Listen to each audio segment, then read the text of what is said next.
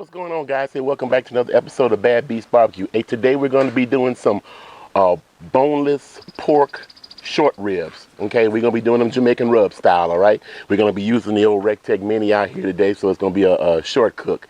Now, as you know, these boneless pork ribs are very lean. They got some fat on them, and we're going to trim them.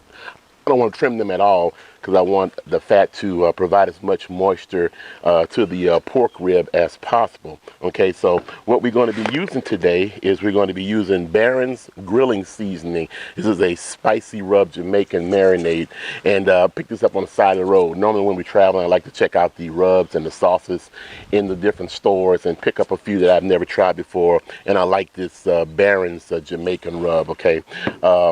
Also, in order to provide a little extra moisture for our cook today, we're going to do a quick brine.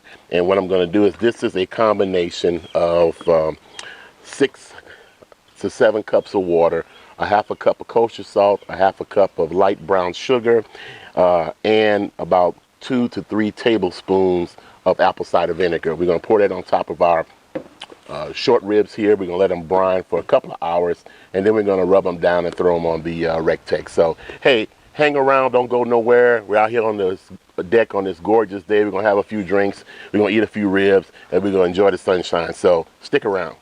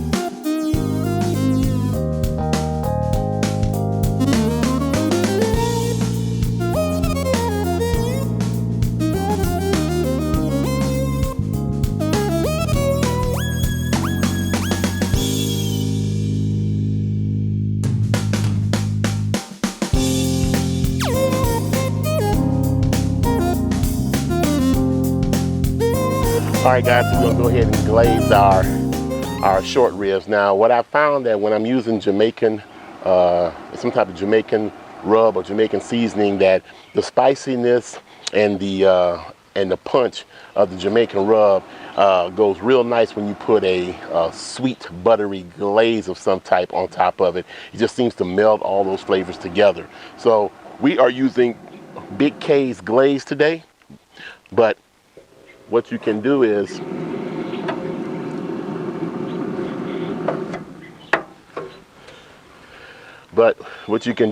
if you don't have access to Big K's glaze, you can always mix your combination of some barbecue sauce with some honey and butter, and get you a nice thin glaze going. So let's go ahead and get these knocked out so we can get them back on the smoker.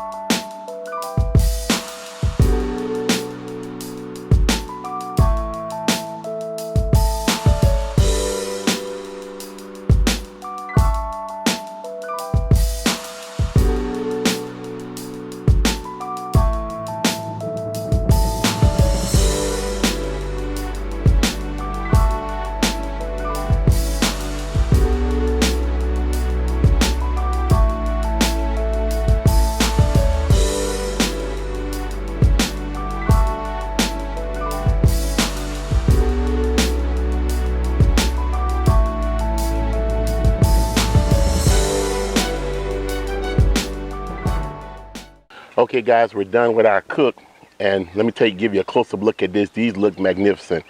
You can see the nice glaze from Big K's Glaze. You can see the bits of seasoning on the ribs from the Baron's Jamaican spicy rub. So I'm looking forward to this.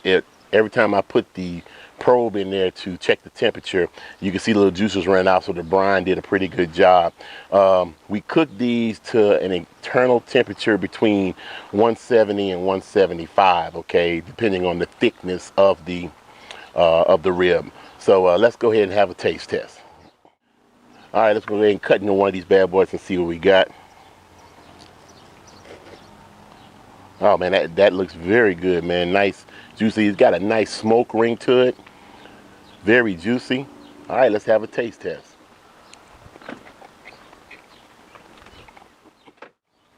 Oh damn.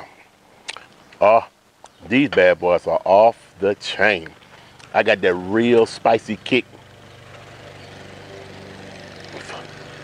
I got that real spicy kick from the Jamaican rub, and Big K's Glaze, and the sweetness balances all out real well.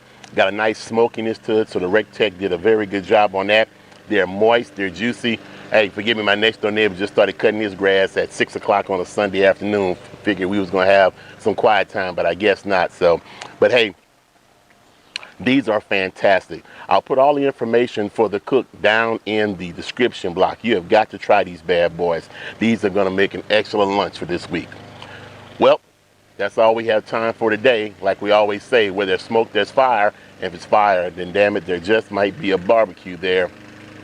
See you guys around the smoker.